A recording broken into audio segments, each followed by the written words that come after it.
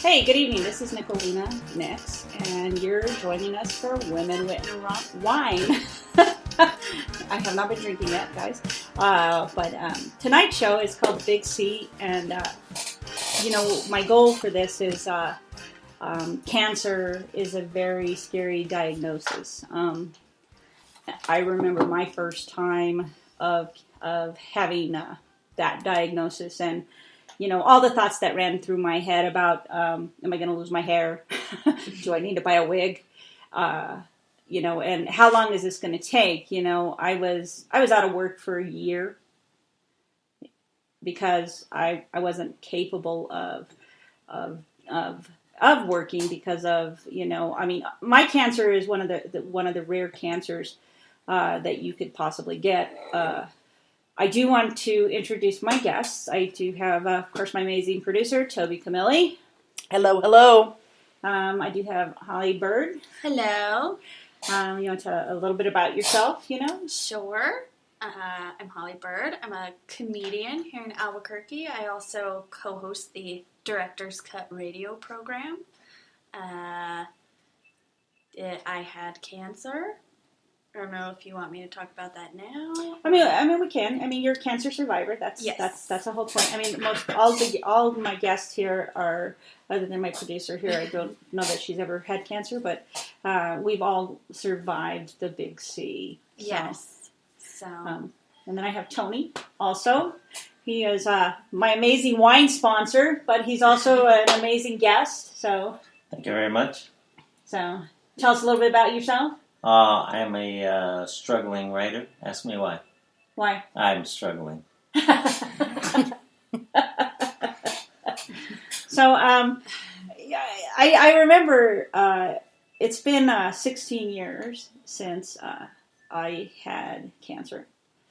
And I remember going to the doctor, and the doctor, I was sitting in a psychiatrist's office, and I was talking about my weight issue, and he referred me to an endocrinologist, and he was this little old man who had a broken neck at one time, so his neck was cricked, and he walked in the room, and he reached up and he touched my neck. He says, "I'm sending you for a biopsy," because apparently I had a lump in my neck.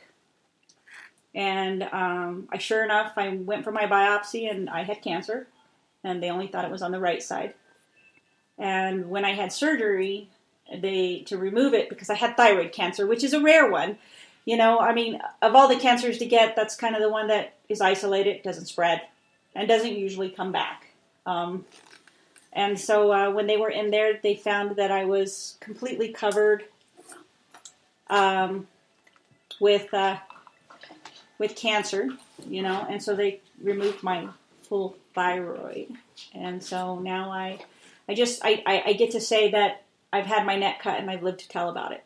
I've had my throat sliced and I've lived to tell about it. There you go. That's much better. I think it's great it's intimidating to my daughter's boyfriends. So, it's a scary diagnosis, and, I kind of like to hear a little bit about yours, Holly. Well, I had ovarian cancer. I've survived it 3 times now. The first time I was 21, and it was terrifying. Ovarian cancer is a weird cancer. It's there's no screening test for it.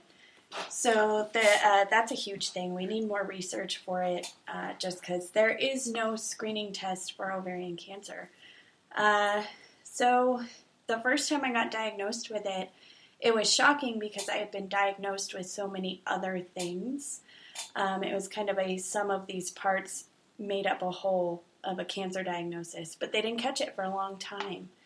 I was diagnosed with everything from IBS to bladder infections, urinary tract infections, and finally I found a doctor to listen to me because I'm a hypochondriac.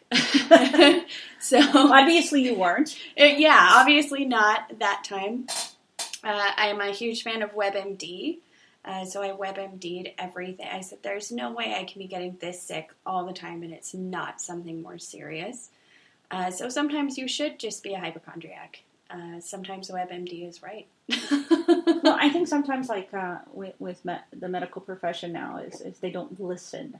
Yeah. I mean, if you're going to your regular doctor, and this was the thing that my psychiatrist was telling me. He says, a lot of the times, doctors only read what's within the normal range. They're not aggressive. So, if you go to an endocrinologist, which is much more an aggressive approach to your body, you might find that what's really going on with you. Absolutely. And then the second time I was diagnosed with cancer wasn't as scary.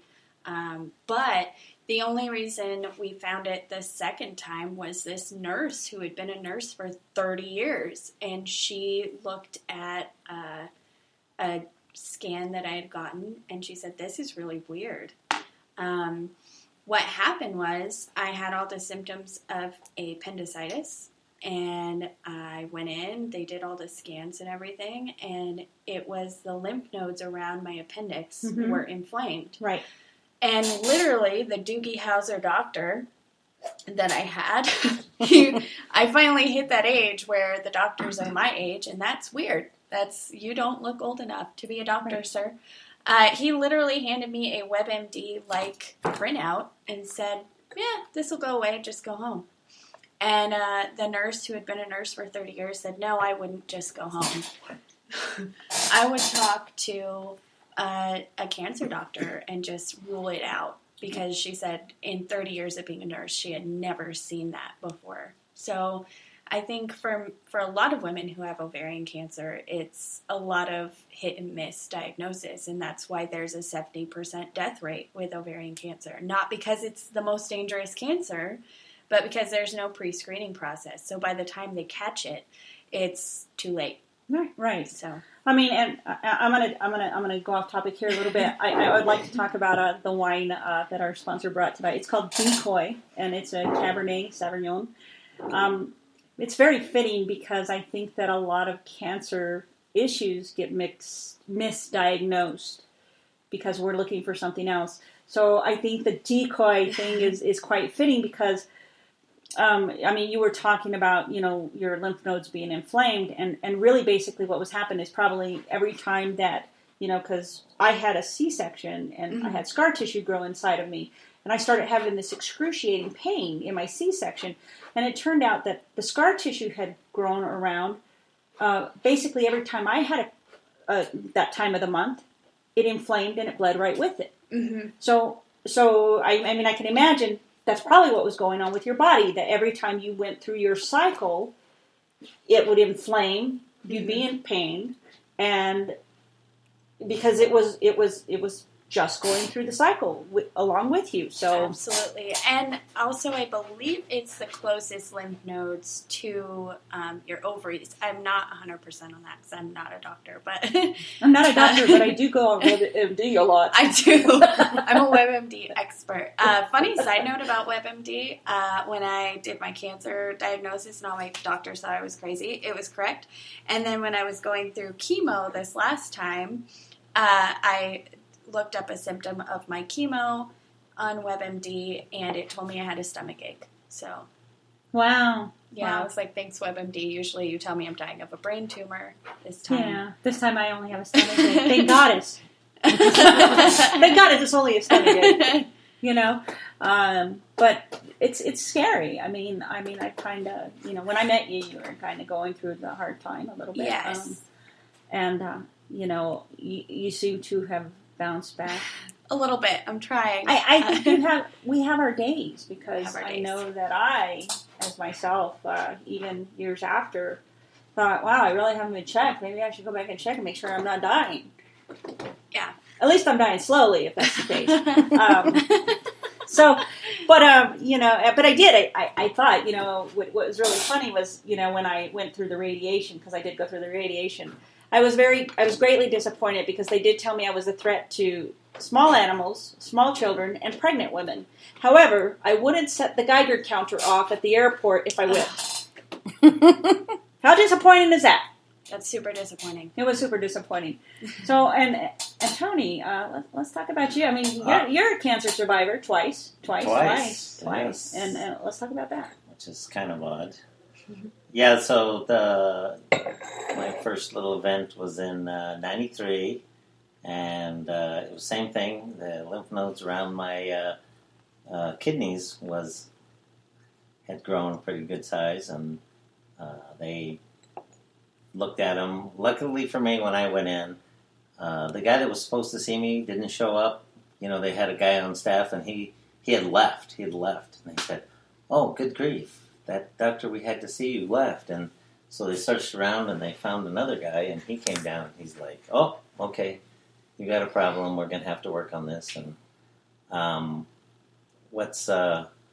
and when they first diagnosed it, it's funny how you talk about, diagnosis is that most people don't really understand what's going on with you. Yet, we live in these bodies 24/7. Mm-hmm. It should be us that are saying something's wrong. You find the problem, not, "Hey, here's what's wrong with me. Tell me how I'm not sick. Tell me what pill I need to take to make me feel better." Because sometimes that's not always the thing, and that's the problem a lot of times. So when I first went for the for the first time, they sent me to radiation, and I remember going into radiation, and they get me all prepped, and they get me all ready to go, and then I'm waiting to go into radiation, and then they say, "We changed your mind. You go ahead and get dressed, and we need to see you in the office." And I went, "Well, cool. Maybe it was a mistake. Maybe I'm here. Maybe I'm here, and I was just freaking out." Right? And nope, that was not the case. So I ended up going into the office, and they sat me down. And one of the funny stories of it all is, I sit down, and the doctor comes in, and the nurse comes in, and 2 orderlies come in, and I went, "Man, you guys are tough about paying your bills, right? You guys don't think I qualify for this? Is this what's going on?" And they're like, "No," they said, "Sorry, we can't treat you with radiation because your tumor's too big. You can only treat a tumor X big with radiation. Once it gets larger than that, radiation won't work. So we're sending you back." And I went, "Wow, okay. And what are these guys here for?" And they're like, "Well, just in case you freak out." And I said, "Oh, well, okay. That's fair, I get it." And I said, this doesn't sound too bad. As long as you guys don't say I need major surgery, I'm okay." And they were like, guys, I need major surgery, And I went, "Oh, crap." So, yeah, surgery did solve the first problem. I was very lucky. They did surgery, major surgery on me, and then they tested all my markers when I was finished and said that they had gotten it all. That I didn't need to do any kind of follow-up treatment, which was good for me because I was just trying to recover from that. So Yeah. I was like, "Oh, good," Right. I just want to heal up, and move on. So funny thing is, they told me, "Look, Tony, all you got to do is make 7 years, and you're out of the woods." 7 years. I said, "Oh, really?" They said, "Yeah, anybody that goes 7 years won't get a reoccurrence." I said, "Okay." So 7 years, 2 months later, I'm back in. So, and they're like, they couldn't believe it. They were just like, "Wow, you shouldn't be here. You shouldn't have come back." Free and clear. Yeah. So another major surgery, followed by chemotherapy.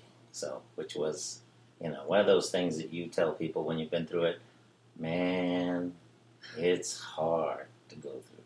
When you're a rookie and you're going in, you're like, "Well, this isn't so bad, and your hair lasts like 4 days. Yeah, I'm, above and beyond everything. My hair's going to stay, And then I woke up one morning and I got up and I looked at my pillow and half of my hair was stuck in the pillow. I went, "I can't go to work like this." I had to call in sick because I had exactly half my hair. It was falling out. It was an excuse to wear that cold beanie. Right? Come on. Right? What the heck? So I had to shave it all off, what was left, and then go in all baldy the day after. So, and of course they come in kind of, "You got quite a haircut going on right there, buddy." And I'm like, "Yeah, when you go to those supercut places and you don't tip, this is what you get." And so, you didn't want to do the Napoleon Dynamite? yeah. Well, I was in there, and I realized I was hot, and then I realized it was because my hair made me hot. So I shaved my head. Right. So you didn't do that? No, that would have been a great line for me to use, but no. And I would, that came out during that era. I should have known, right? Yeah. Could have used it. You could have used it. I could have used it, but Had that movie been out yet? Yeah, but it was only on never watched it was on 3 stations and I missed it. You never watched it. So like I would probably say dysplasia is actually the early form of precancerous cells. It is true. And in my 20s, or when I turned 20, I had received a letter in the mail because I really didn't have a phone. Those were the days when I didn't have phones. I didn't have a phone, and so I got this letter in the mail basically telling me I had dysplasia. And I'm like, oh my God, I have a venereal disease. Right. Well, and the way they solved it was they could either go in and, of course, they do the typical, BNC kind of thing, or they freeze you. Yeah. Well, I got frozen. And let me tell you, if I could have moved out, I would have. Because when you're thawing, it ain't fun. You can't live with yourself. It's just horrible. It's a self-conscious thing. It's just... it's like my cat got mauled and, his skin is healing and it smells like rotting meat. And, it really does. It's really kind of a horrible experience. And like I said, you're kind of thinking, oh my God, if I could move out, I would. But that was probably my first, luckily for me, it's never come back. But I freaked out when I got the letter because, again, there wasn't this phone system that you could really, other than, the wire and one to the wall. Well, I think the bricks were around then, weren't they? When I was in my 20s, 30 years ago, I had the bricks. Right. If you could afford them. If you could afford them, because they were pretty damn expensive, and then they were wired to your car. Oh gosh, I remember those. Yeah, they were awful. My uncle had a fake one of those. Do you guys remember those? Like, they would have the fake phone car phone. Because he couldn't afford the big thing you had to put in the trunk. And this, mind you, he still had it in 2000. Trying to look cool. Good for him. You know how much that cost, even that fake? It was, I don't know. He thought he was cool. I did forget to mention a funny... So my second diagnosis, the doctor pulled me into his office just talking about, getting the diagnosis. And I remember he gave me one of those Hershey's miniature... Mr. Good bars. Mm-hmm. And I just thought, like, you're going to give me a fun-size Mr. Good bar to tell me I have cancer? So I told my last doctor, who I love to pieces, about that story when he kind of pulled me in and said, I think we're going to have to test again for cancer. And the way he told me I had cancer is, well, you earned a full-size Mr. Good bar. And I held him to that. Yeah. I made him bring me one. So. Well, I mean, there's nothing wrong with that. I mean, I think that that whole fear of it always coming, can it come back? Because, like, for me, it's an isolated cancer. It doesn't spread through the body. However, it can come back on your parathyroids. Oh. But it doesn't spread. It's not one of those malignant type that will spread through your body. It's isolated. So, like, when I heard my diagnosis, my doctor said, "Well, if you're going to get cancer, that's the one to get." And I'm like, "Thank you, thanks." That makes me feel better. Yeah. Do I have to wear a wig? And then my mom bought me this wig, and it was horrible. It was like a Carol Channing wig. I think I still own it because, like, it had to be the wig my mom wanted, not the wig that I wanted. I think you should go get it. Finish this whole podcast with it. Oh, should I? Yes. Should I? I don't even know where it is. Maybe I'm going to go look in the closet and see if it's in the shed, probably. No, I think it might be in the closet in there, in the linen closet. So, but we'll just imagine. We'll just imagine it. But it's like this Carol Channing wig, and she bought this for me because the sad part about the cancer was that I got my diagnosis of cancer, and I was working a job, and I was working almost 7 days a week, 10-hour days.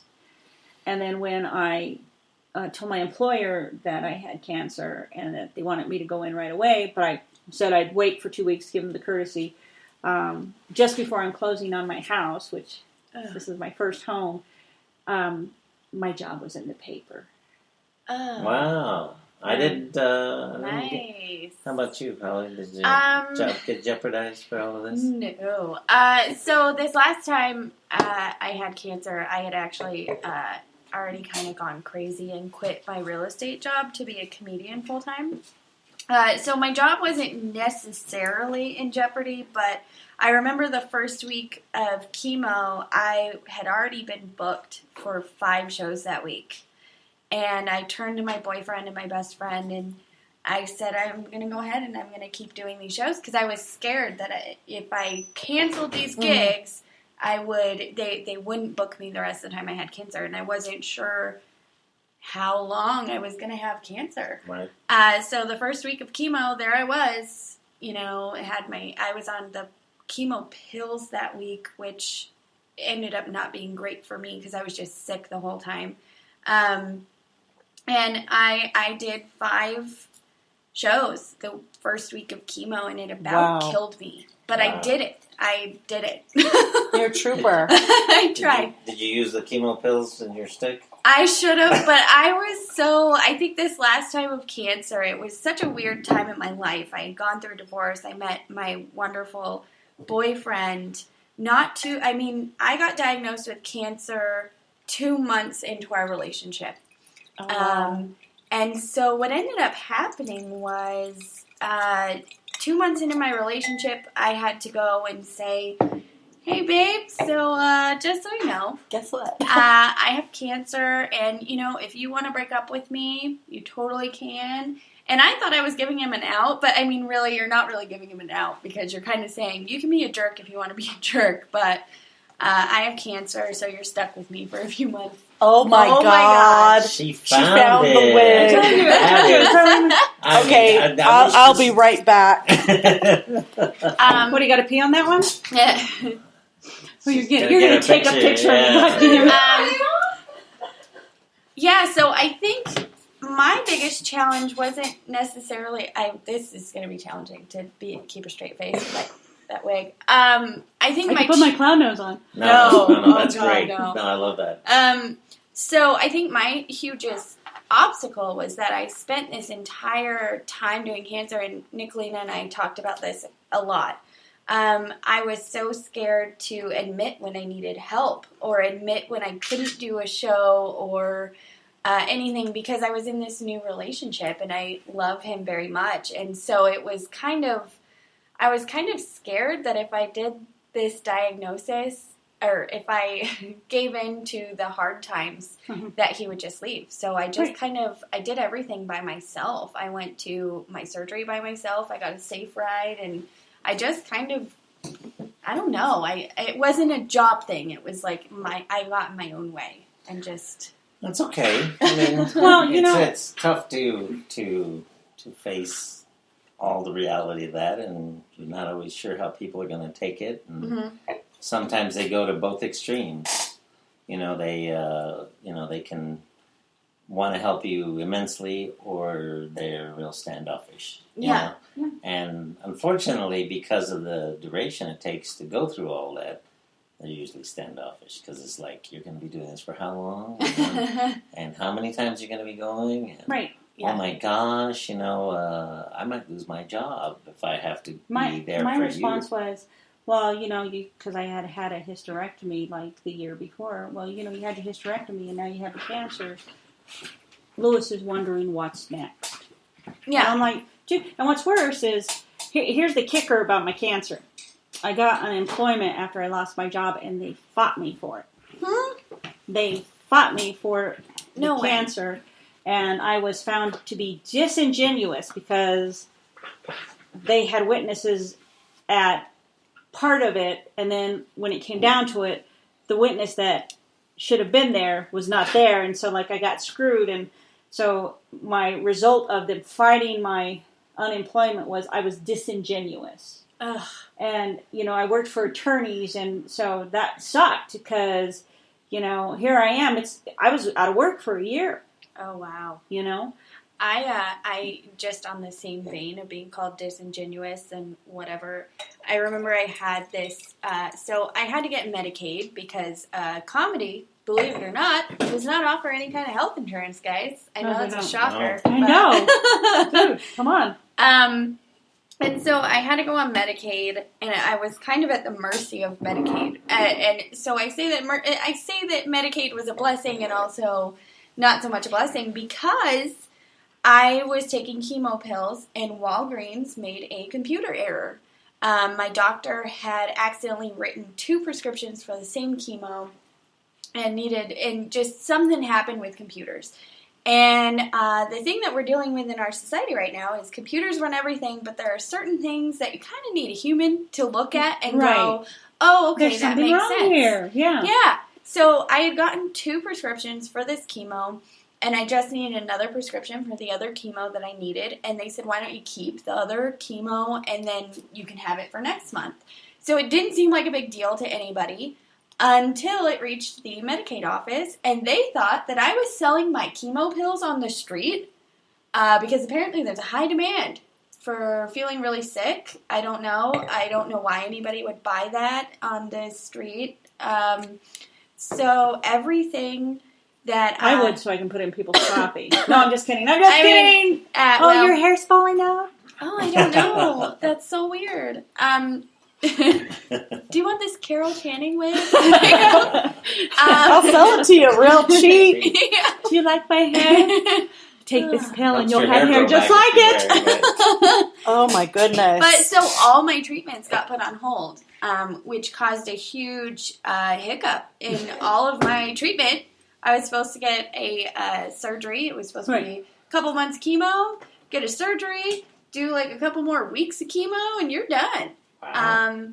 And it turned into a much bigger issue. It turned into, well, you can't do chemo treatments for a couple of weeks. We can't do your surgery, and so good luck with that. And so it turned into a much longer thing than it should have been. But Right. It's kind of like, what the hell? You know? Yeah. I mean, of course, when I had cancer, insurance was a little bit better, but yeah, insurance right now is not so oh much now. God. What's insurance? right? What are y'all talking about? What is that? Is that what you have on your curve? Wait, but every time you go, you still have to pay one way or another. You do, always. You always pay. So the good thing is, the mistake actually helped you because you had enough chemo pills to get you through that trial period of no did, insurance. Yeah. I did. So you're like, well, how long does it take? It can't take more than 30 days because that's what my second. That's it. That's what all my I got. second That's when my insurance kicks in. Yeah. I do want to talk about, just not to like take over, but I think it's interesting. Please do. My biggest thing about cancer is other people's reactions to cancer. Oh, you poor thing. The like cancer face thing. I told jokes about my cancer through my cancer. But I think the most common question I got was after I was done with chemo, people were like, what is it like to beat cancer?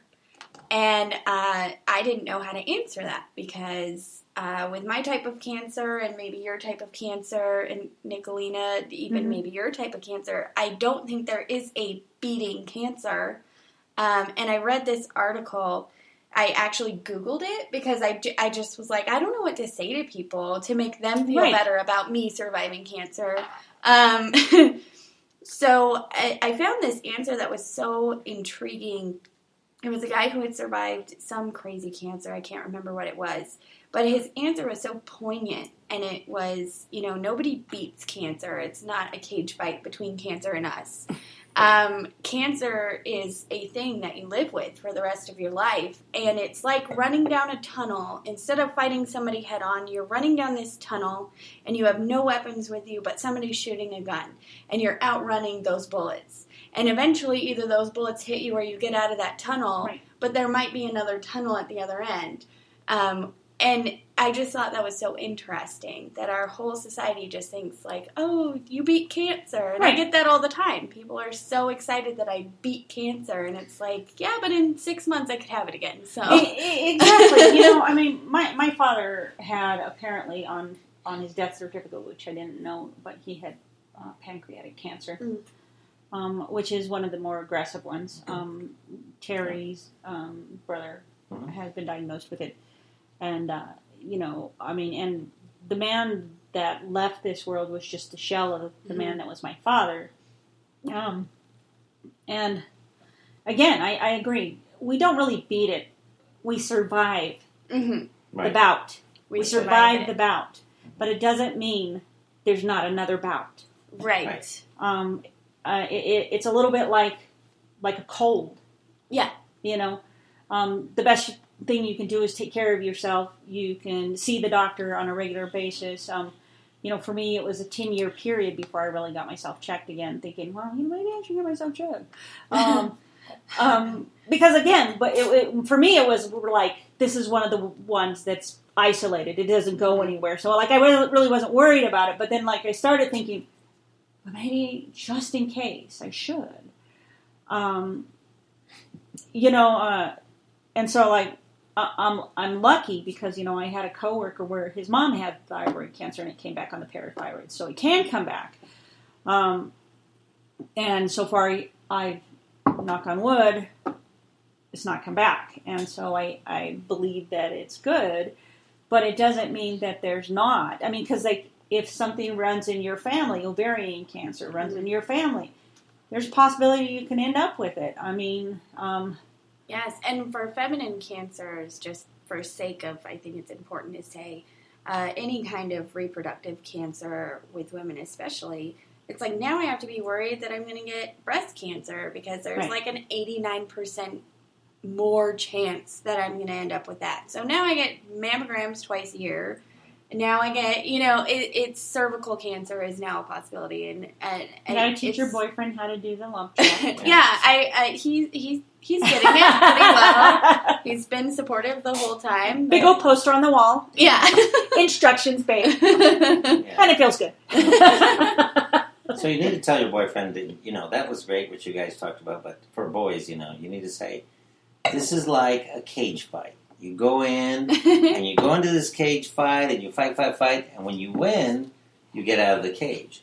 But that doesn't mean there's not somebody else waiting for you to, you know, fight again. There's always going to be another challenger that might say, I can take him. You know, no matter how hard the outcome of your treatment is, there's always going to be another guy that says, oh, you barely made that one. We're going to test you again. Let's come back to the cage. Let's see how you do. Right. Absolutely. So there's always the chance there's a challenger. So that's the thing, is you say, I'm either going to go out undefeated, woo, or I may have to have a couple more bouts, you know. Yeah. That's, you know, for boys, that's the thing, you know. There's always going to be an opponent.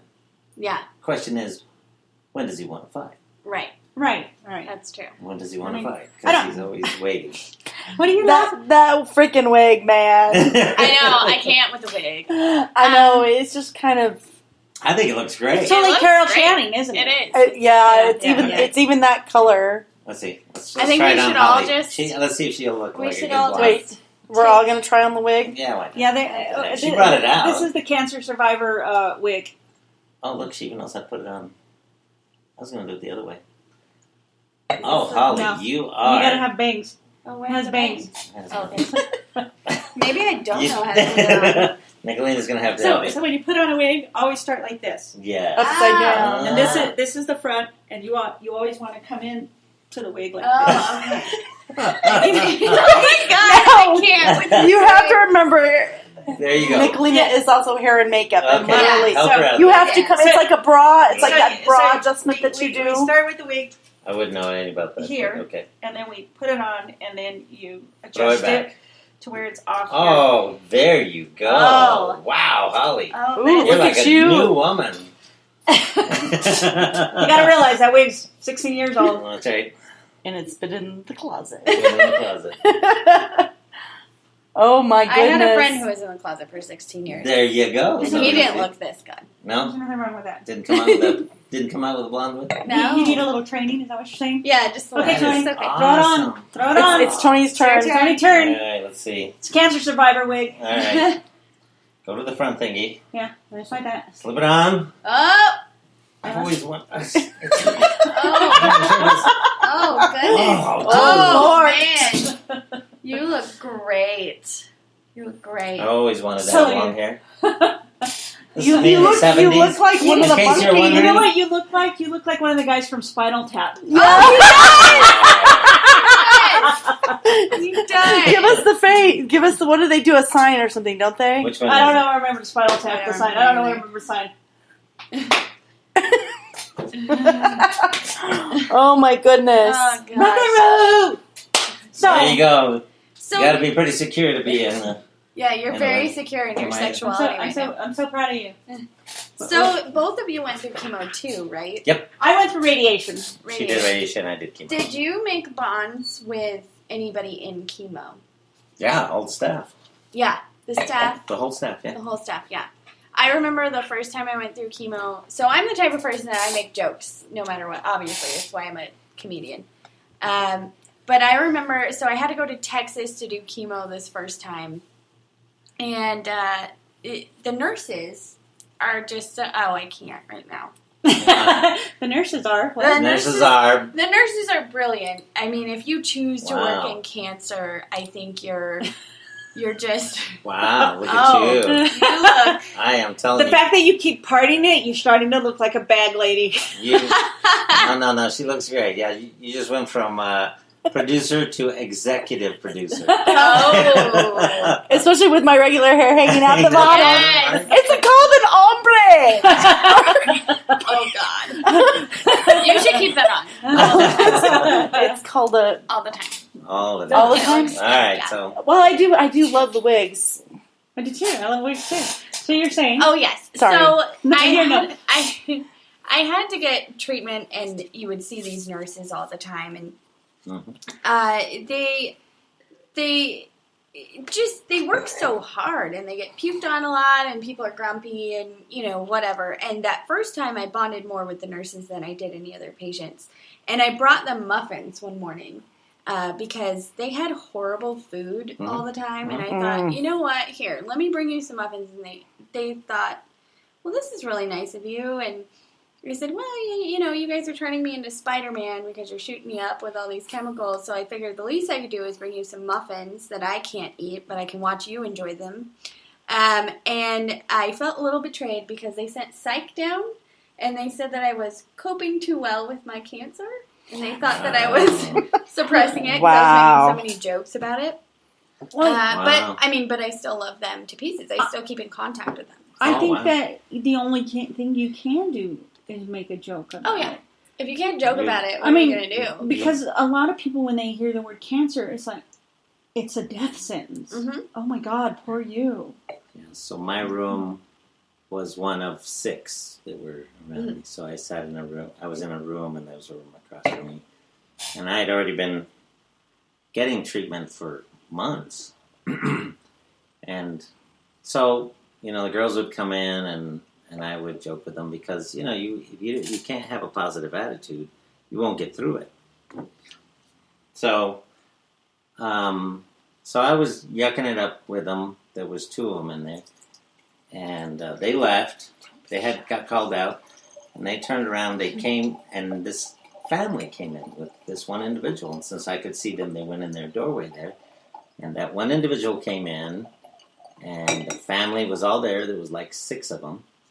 And the girls come back in, and I finish goofing off with them. And they leave.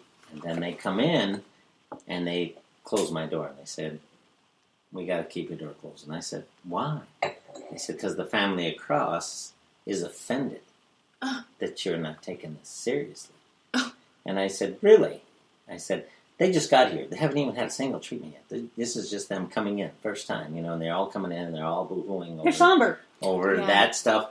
And I'm like, I said, if I wasn't hooked up right now, I'd walk in there and say, look at me. Do I look like I'm not taking this seriously, Because I had no hair. I was pale. You look terrible when you're there.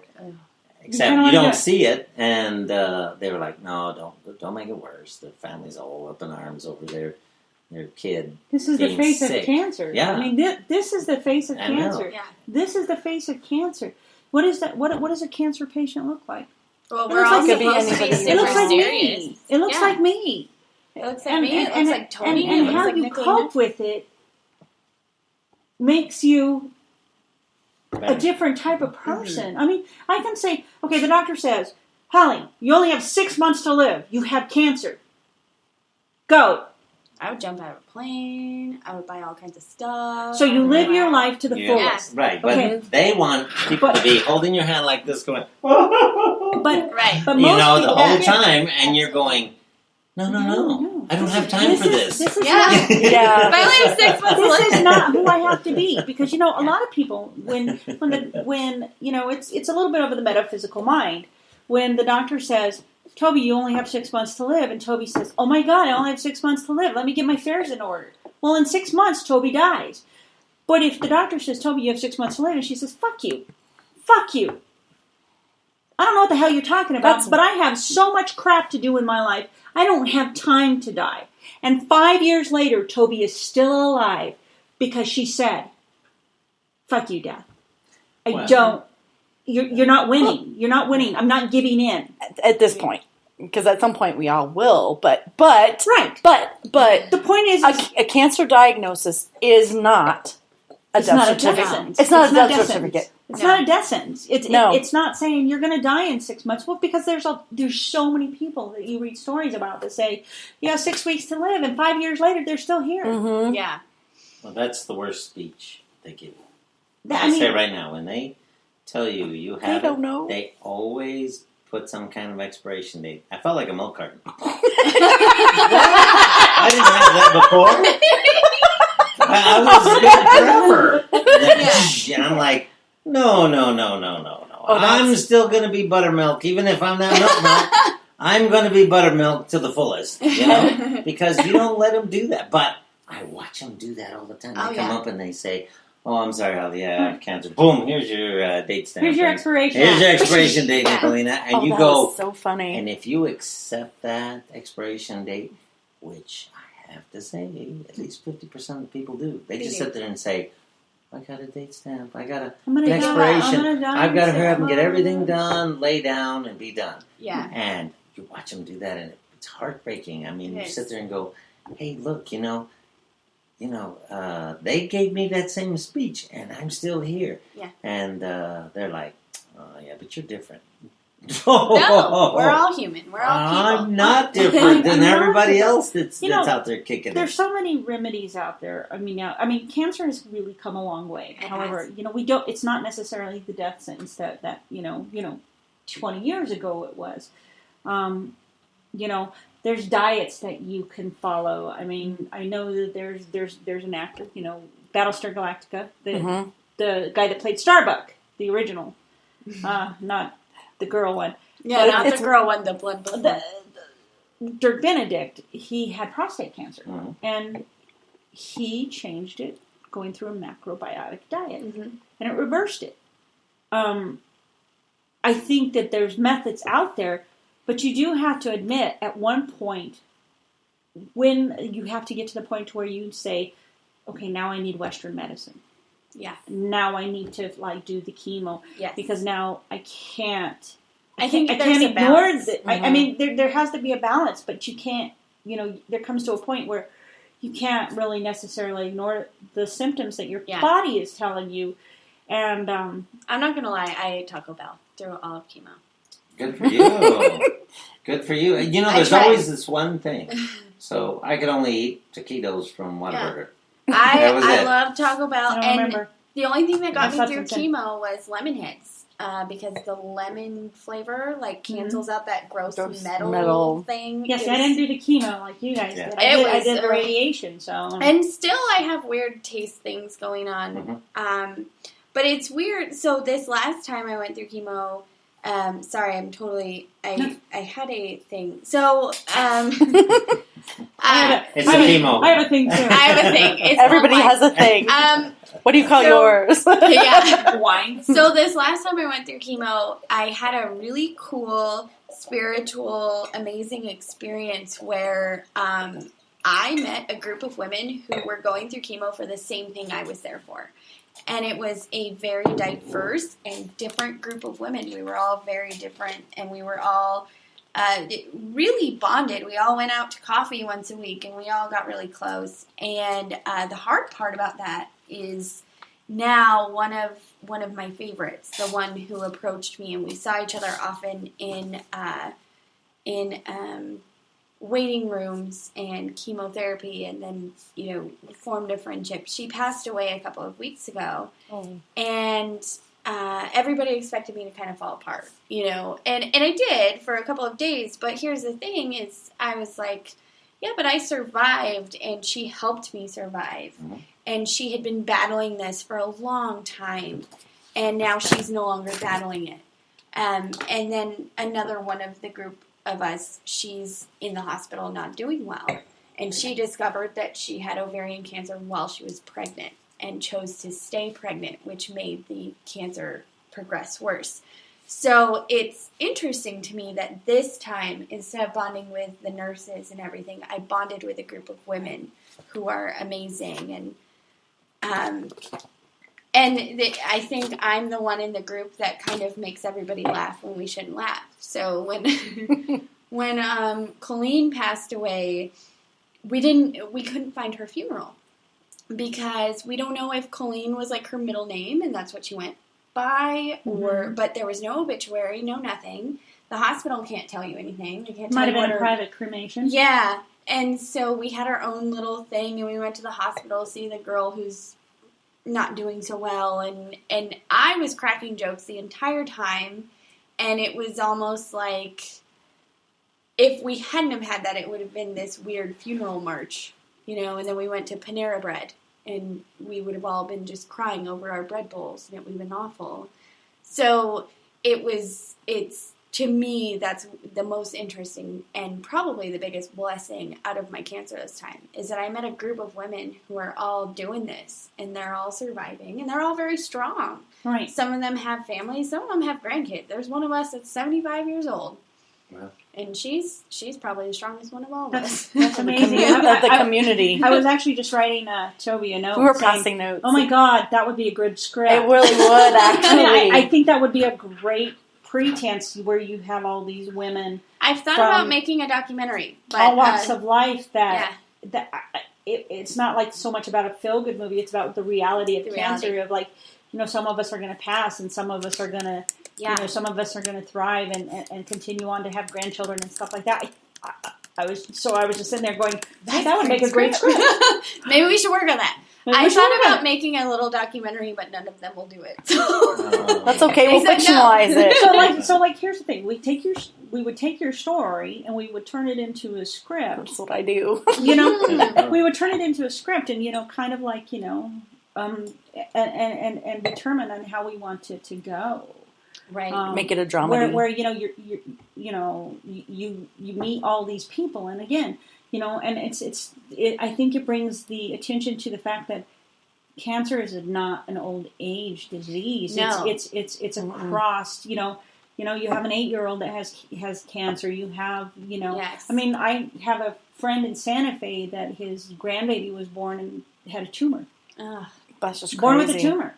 I mean, That's awful. here's this cancer. It's not an age-specific disease, right? Or that it can hit anybody at any time. Well, in ovarian cancer, especially, my mission now is to talk about ovarian cancer because I think breast cancer gets a lot of attention, and I think that's great. Sure. I think it's amazing. They've made a lot of advancements because of the attention that breast cancer has gotten. But ovarian cancer is traditionally an old woman disease. And breast cancer was the same way. Right. People used to think that people under the age of 40 didn't get breast right. cancer. We don't get it. And ovarian cancer right now, if you look up the statistics, they say that most women who get ovarian cancer are 60-something years old. Well, let me tell you why. We have a survival rate of 70% because we don't have a screening test. We don't have anything. And people my age, we don't go to doctors. Right. We don't pay attention to our bodies. Well, it's kind of like me. I had my dysplasia at 20. Right. And that was cervical, right? Yeah, that's a cervical. It's the start of cervical cancer. Could be the start. No, if it's undetected, it becomes cancer. It's pre-cancerous cells. So if they catch it early on with the pap smear, you can get it to go away. And with ovarian cancer, the Pap smear does not catch it Right. at all. So my biggest goal now, besides getting paid for comedy, is I really want to see some research coming out and a way to detect ovarian cancer, because when I met this group of women, our ages are so wide. I was the youngest, which I'm used to. So I was the youngest, but it went from me at 28 to 75 years old. And we all came from weird backgrounds, and we all had different things going on and different struggles, and we were really a support for each other. So that just kind of showed me that maybe scientists don't know what they're talking about when they say that ovarian cancer really only comes up after 40 years old. Doctors should be paying attention to 20-year-olds too. They don't want people to think that way. They want you to think positive till you're 40, and then when you're 40, then have it be on the front end of your mind, and give you a panic attack. Right? Otherwise, girls would want some kind of test for it, and guess what? They don't have one. Well, I thought they did. I thought they had that marker test for genetic. So what they have, it's what BRC or no, that's breast cancer. That's breast cancer. So what you have right now for ovarian cancer, just because I've done the research, and that was a really good point to bring up. They have 2 blood tests, and I can't remember the exact numbers for them, but they have blood tests that you can take, but they're only really effective for postmenopausal women. And the estrogen levels are all dropped off. Exactly. Yeah. So what we have now is 2 tests that are 20% effective, and you can request them, but if there are a lot of young women under the age of 24, I believe, that it won't catch it. It just won't catch it. It'll come up as like a hormonal imbalance or something like that. So what we're pushing for now, what a lot of women are pushing for, is an actual test like the BRC. Yeah, the BRC genetics test. Because if you could do that, it would save a lot of lives. Well, let me ask you a question. The HPV vaccination that came out, it's supposed to help prevent that kind of thing. Yes. So, but I think they're kind of finding that, this was a couple of years ago after Amber actually had her 3 series, and then this article came out that young girls are dying from this. Yes. They're dying from this shot. Yeah, it's the human papillomavirus. Right, which is a precancerous thing. It's the same one of the variations causes genital But I think warts. that, but that's also the thing that they're saying that, boys can have it too. Mm-hmm. Yes, boys carry it, and they have no symptoms. Right. It's kind of like chlamydia. Yes. Chlamydia is a disease. It's an asymptomatic. It's a bacteria. It's an asymptomatic venereal disease. Mm-hmm. Men do not carry the symptoms of chlamydia, but they carry it. They carry it, and women catch it. And so, like, what happens is you got a woman that takes the antibiotics, goes and has sex with her boyfriend, and ends up with it again. Yes. It's not about me. The HPV. Everybody looks at Tony. I know, we all not did. about me. The It's only okay, we don't teen in hate the you. I couldn't possibly have that because of all the drugs they gave me. So the HPV shot that has been touted as prevention for ovarian cancer, but the best thing you can do is be on birth control, believe it or not, a hormonal, so I'm on, and it's weird because for years I was told because I had ovarian cancer that I could not be on hormonal birth control. Now they're finding that hormonal birth control prevents cancer, outrageously. So if you're on the pill, it actually prevents ovarian cancer. So here's my question. Yes.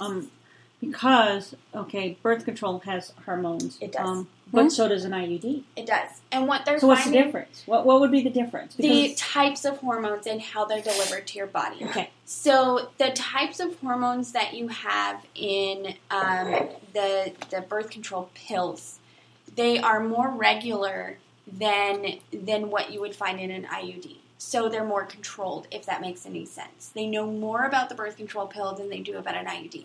The problem with an IUD right now is that there are other problems popping up with the IUD.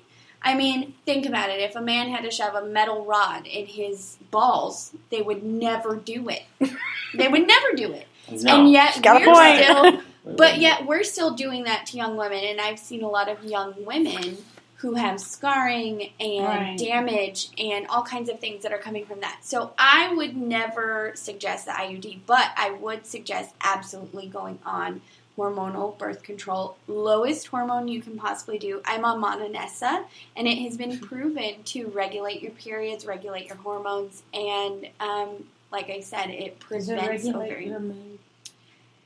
Ask my boyfriend. No, my moods have gotten better, but does it regulate her mood? But after ovarian cancer, my mood is very not great. So. Right. And my hormones are all over the place, so I'm a crazy person. Well, one thing I can say is that I'm absolutely glad that you're still here. Thank you. I think it's very funny because it's like 1, 2, 3 strikes. Don't look at me, man. And the key is we're not out. I'm the 1 out of 4. We're not out. I mean, we're still here. We're still thriving. We're still surviving, and we're here to be able to share this experience with each other. Yes, and grow from it. And that's what's really important is that we can talk about it, and it's not an ugly word. It's not the dirty secret that it used to be. Yes. And the nice thing about it is we all can laugh about it because we've been there. I love the her story about the support group, and the girls and everything. Oh, and I was just thinking, that girls are great about that. You could make a movie; it'd be very movie and everything. But as men, if we were to make a movie, it would just be, "Oh, dude, chuck on the shoulder. Hope you get better." Well, they've done those. There's been a couple of movies. That one with what's the one with Seth Rogen and. What's his face? His friend has cancer, and so then he goes. Yes, I can't remember the name of that movie. Oh gosh, I gotta look it up now. Not a Seth Rogen fan. I think Really? it's Seth Rogen. I think it's Seth Rogen. I met him, and he's very nice. I'm sure he's very nice, yes. but I'm not a bit Seth Rogen fan. I mean, I just don't. Talking about support groups, I talk about this on stage. I'm sure Nicolina has heard this. It's a real story, and it turned into a joke, and it's probably my most popular joke right now. My insurance decided that I needed a support group for cancer. So I said, okay. And so I go to the support group, and it's at a church, which was not my... It's just, church it's not is your kind of fine. thing. It's not my cup of tea. Especially not, in the throes of cancer. I'm not... In my case, it might have blown up.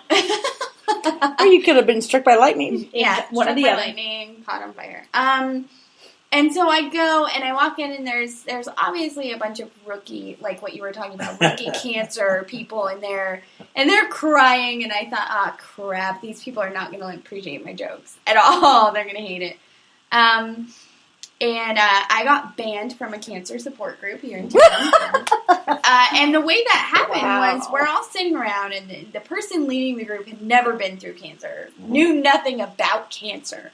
So here I am, this 3-time kind of veteran, and these people are crying, and I don't handle crying well. I'm a comedian. I handle laughter well. You got to deal with it the best you can. Yeah, and so I'm trying to give these people advice, and this lady turns to us, and she says, instead of complaining about your cancer and being so angry about it, you should be grateful to God for your cancer. And I literally just thought to myself, I understand where this lady's coming from. Do I send him a thank you card? Right. But at the What's the same address? time, to a group of cancer patients who are all scared and freaked out and God just isn't going to cut it, and dealing with the struggle just isn't going to cut it. So I turned to her and I said, God can suck it if he gave me cancer. Oh, yikes. Yeah. And so I got banned. In a church. I got banned. But my biggest point about it, and this is what I hone in on stage, because I don't want to offend anybody, and I think if you have your beliefs, it's great and it's wonderful. Well, my thing is, like, God didn't give me cancer. Like, my screwed up genetics gave me cancer. Just Right. like my screwed up genetics gave me alcoholism and a bad temper. Look, Holly, next time you're in that situation, you just need to say, no, I'm sorry, you're mistaken. The devil gave me cancer. Mhm. God's trying to help me get rid of it. Mm-hmm. That would make more sense to me, Yeah. honestly. I was just... However, when somebody says that kind of thing, you don't really think about it. You don't No, have time. you're just you don't like, have time. You're in the moment. That's it. That's what you need to say. is, the devil gave you the cancer. Yeah. God's helping me get rid of it. Yeah, it was one of those moments in my cancer where I was like, really? That's what you're going to go with right now? To a bunch of people who obviously cannot deal with what they're dealing with right now, and that's, that's not going to help a cancer patient right now. If anything, if you want to give them comfort, say something like what Tony just said. Yeah. Right. Where he's going to help you. Not that he gave it to you. That just made no sense It's like, to what me. does God does not love me? Yeah, did I do something Did wrong? I pull the wrong, Did wrong I number? do something to God today? On a spiritual aspect, it would be like, yes, this might have been something that God gave you as a test. Mhm. See where your strength and your faith is. It's kind of, what's the Bible story of it's Job. Job. Yeah. And how He's God gonna gave kill him his so son. many diseases and killed his Oh, children Job. and killed his Yes. family. But Abraham. yet his faith was unwavering. And so, Yes. if somebody said that to you, then That would have been that would have been a little better. bit better. Because I just felt like they were shutting down everybody's feelings. And I think God understands if you're angry at cancer. Honestly. And here's the thing, what I think is God wants you to talk to him. And God doesn't want to say, please, thank you. It's like, what the fuck are you doing to me? Yeah. What the Why? fuck? Yeah. I mean, at least fucking give me a direction. Please, show me. Show me what it is you need me to learn. That's how we need to talk. That's That's how we need to talk And honestly, to that higher power. I think the best thing that happened to me when I was going through cancer, a friend of mine gave me a book. And I don't know if that friend wants me to say. I don't care. Okay, so Go ahead, go for it. Nicolina gave me a book. And it was very sweet, and it means a lot to me still to this day. I was going through a really hard time with cancer, and I was still trying to hold myself together through comedy, stupidly, kind of. Like, I was just like, I'm going to still throw my show every month, and I'm going to You got to do your stuff. pain. Yeah. And I show up to the show, and there's a book in my purse with a bow on it and everything. And Nicolina tried to be very, secretive about it. But the thing is that the only other person there was Royal A. Wood. And I know he didn't put a bow on his name. There's something you don't know about Royal. Have you not seen him in drag? He's fucking hot. I have. I was there that night. I dressed as a dude that night. It was a charity event. It was charity. We all it was weird. So I got this book, and right now the name of the book is escaping me. 29 Gifts. 29 Gifts. Thank you very much. And I read this book, and it's about a lady who went through MS, and she had somebody in her life who told her that, I'm going to sum it up in layman's terms, is that, if you give more than you feel you need to receive, that you're going to feel better at the end of the day, right? And that it does you more good than whatever, And this book helped me tremendously because the whole thing is this woman is going through all these things that I was going through. I had a relationship where I felt like this person had to see me falling apart and sad and hurt and weak and crying at night from chemo. And I'm sure Tony went through that as well, where you have a bad day with chemo and you're just, there's nothing else you can do. Right. But they happen when you leave. Yeah. They happen when you're there. Yeah. Yeah. It happens when you leave. Yes. And you hit, that's when you hit the bottom. It's when you leave, Yeah. And, part of my treatment was, that sold me with my oncologist was he said, I'm going to make you a little cocktail and it's going to reduce you throwing up. So normally you probably would throw up 10 times a day, but this is going to take care of it where you may only do it once a day. And I thought, great. Yeah, I hate throwing up, Yeah. And so there'd be days I'd leave and I wouldn't throw up. That'd be great. And then the hard days, oh yeah, you get to the car and you barf like for 10 minutes, and then you still have to go where you're going, and you're thinking, gosh, I hope I don't have to do that again. And then you get where you're going and you're just miserable. You're just like, the chemo's hard enough, then you throw up, and that just sucks more energy out of you, and then you drive to get where you're going, and you got to get ready to lay down and try and relax from the whole trauma of the day, and you're just exhausted. I mean, and you can't sleep. And that's the thing, is you're so jazzed that you can't sleep. So you're reflecting. Don't ever reflect when you're on your down days. That's the worst. Because those are the ones that are just like woodcutters that are chopping down your tree, and you're going, no, I want to be a redwood. Be a redwood. Take a lot of time to chop me down, And you do, and you try to stand as tall as you can, and finally you slip and you go to sleep. And you think it's over. That's good, because you do. You go to sleep and you forget, and then you wake up the next day and it's a do-over. Yeah, it starts all over. And it's Groundhog Day. And you want to go.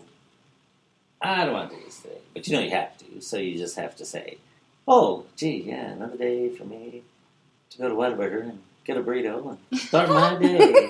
Mine was Taco Bell. Yeah, His was Whataburger. Yeah, Whataburger. You go there and you get.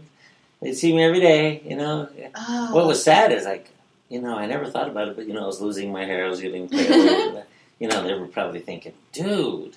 Are you okay? Are you okay, What drug are you taking? You need to get off that. I got to give a shout out to Franklin, who works at the Taco Bell on Monte Vista. He is the happiest Taco Bell worker ever, first of all. But he knows me by name. That's awesome. He knows Dan by name. He knows our order. It's a little different. He has it ready when you say, "Hey, hi, Franklin." Hey, Franklin. Okay, pull around. Another box of tacos for the chick, Yeah, she's got her soft tacos today. But there was a part in that book that talked about when I think it's at the very beginning of the book. Mm-hmm. She's just like, I am so sick, and he doesn't get it. And he just wants me to be like... He wants you to be normal. Wants me to be normal. And he's just... And it was all about how, like, you're in pain and they don't get it.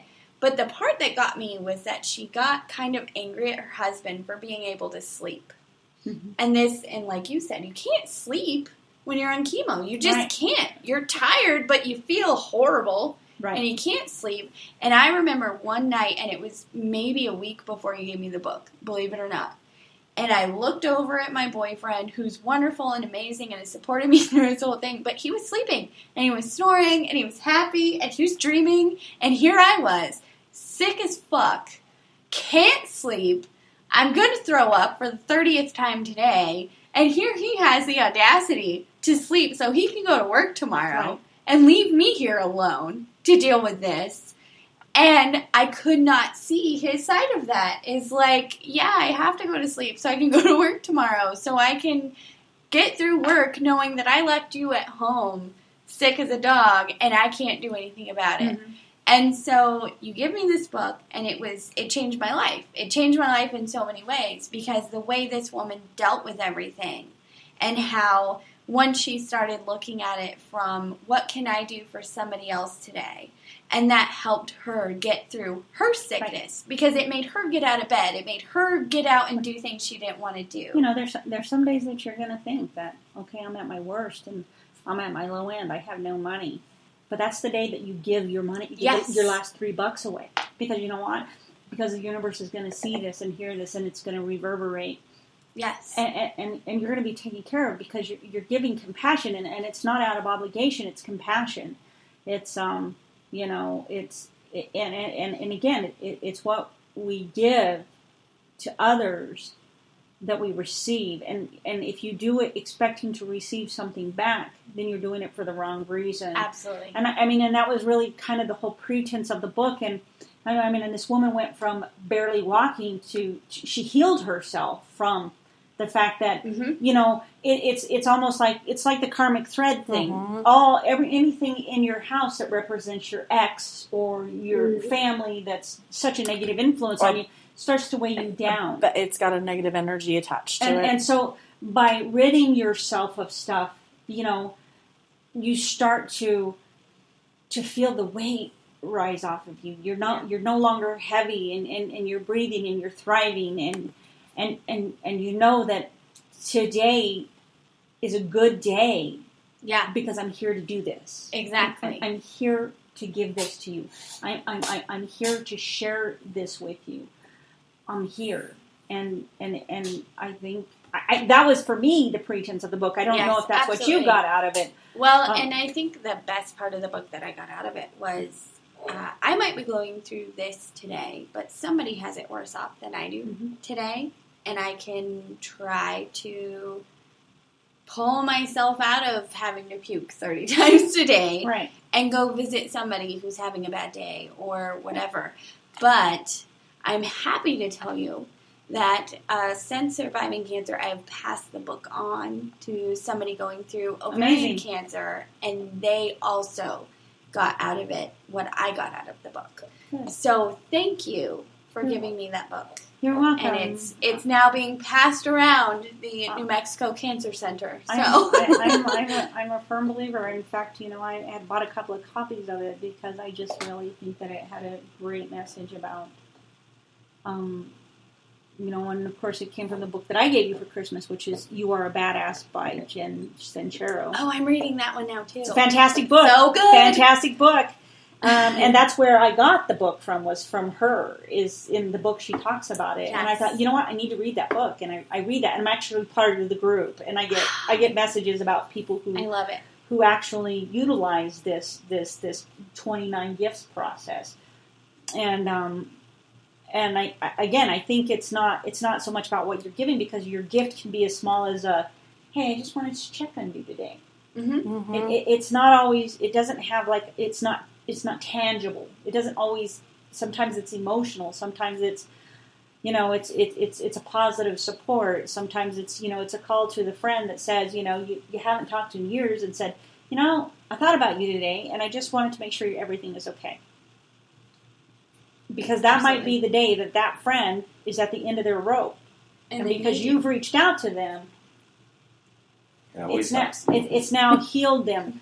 So, and that's the whole pretense of the group. And wow, this was an amazing show. I'm so glad. I know.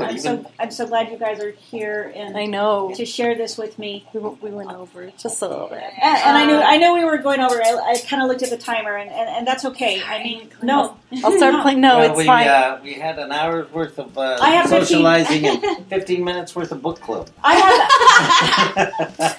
have $1,500 a month, so we can go over. It's not going to kill me to go over. It doesn't charge me.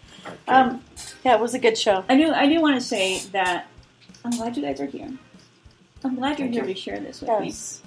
I'm glad that Toby, my producer here, is here every week. We love Toby. Hell or high water. I didn't have a whole lot to say tonight because I don't know that experience, and that's okay. We're going to probably do a show with Toby here in March called Crazy People. I really wanted to. Here's the show. I want to call it The Goose and the Gander thing. It's the year I lived as a man. That's a good show. So really, that's going to be a show that's really more kind of dedicated to Toby, and that's really about the effects of how what's good for the goose is good for the gander. I didn't actually live as a man. I behaved as a man. No, and that's the point. What's good for the goose is good for the gander. It's like, basically, if you can do it, I can do it too. Where it's that myth of relationships where, if a woman goes out and sleeps with a man, she's a slut. I was never a slut. I was having a good time. If a man goes out and sleeps with a woman, he's awesome. Yeah. So He's celebrating. that I think that I kind of want to call it that. Yeah, that's I mean, fine. That's, Poor Tony. We've just I know, every I'm like- time we say something, we just look right at him. So I know. We talk about men, and we're like, I know. I'm like, I'm going to be sick that day. So my show coming up in March with Toby, and really it's going to be more Toby doing this show, and I'll do a produce for her. So that's we okay. I talk can. about- I can do both. because I this was one of Toby's ideas, and I think that when I was thinking about that today, I think that it would be a great pretense of the goose and the gander syndrome. Well, and- it's that traditional gender roles. Sure. Yeah. Like it's okay. We do- don't have to do this. You know what I'm saying? We can be equal. An amazing Holly Byrd, and thank you. I'm so glad you're Thank here. you. It is not 3 strikes, you're out. Thank you. Well, let's hope that. Knock on wood. Yes. It's a home run. It's a home run. Every day is a home run for you. It is. And then of course, Tony, you shared your once bitten, twice shy. Yeah, right? So really, it was twice bitten, once shy. But I'm glad you're here too. I'm really glad that you're my amazing wine sponsor, and Yes, definitely. thank you for that wine. that cab was. I would like to say that I have known Tony for over 22 years, Mhm. and one of the things about Tony is that he is a great source of some of my topics and my material, because we will discuss. We'll discuss You know- this later because I want to know. We discuss great some topics of what I'd like to do, and and he's definitely one of my biggest sounding boards, even with my jokes. Definitely helps me out. It's like, hey, here's a joke. I And know. I'm thinking that Holly really liked that expiration date. I on love that. that. I think she's- totally. I think she's Yeah. done. Yeah. It's all yours. Because That's after so 3 good. times, you deserve it more than I do. Thank you. And I'm so glad that anybody who has gone through this and is still here, it's an amazing day just to breathe. And, Yes. It's an amazing day for anybody. Anybody to breathe. You're blessed to be here on this earth another day to share your story, and don't be shy. It's not a terrible thing. But we'll be back next week, and it's called Changing of the guard. it's called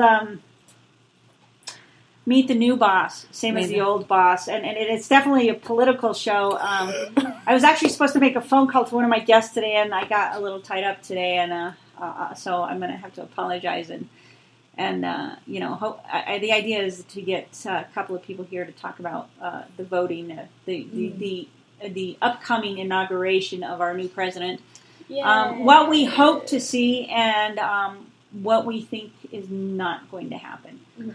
But and then of course Toby has loaded up a lot of our shows. The shows after the 15th. Somebody sent me a schedule. The show, I was so the excited. show after the 15th will mostly be Valentine shows. So Yeah. or relationship Yay. shows, and then we're gonna kick off into March and. Well, if you need Those ones. me and Dan to come in, Talk about some love. talk about how hard our relationship has been. Every relationship Well, you know is what? hard. I do. I actually have one What called Modern Love. It's about love and technology, and about how it's not the same rules as what your parents taught you. No. No. Mm-mm. No. Yeah. So, my name is Nicolina Nix, and you're listening to Women, Wit, and Wine. And thanks all for Thank being you. here tonight. I'm so glad. Tony's looking at his watch. Yeah. No, He's got a hot date. No, Yeah. it's I've got all kinds of things going on. Sorry, go ahead. Okay. But we'll see you next week. Nicolina Nix, Women, Wit, and Wine, and thanks for listening.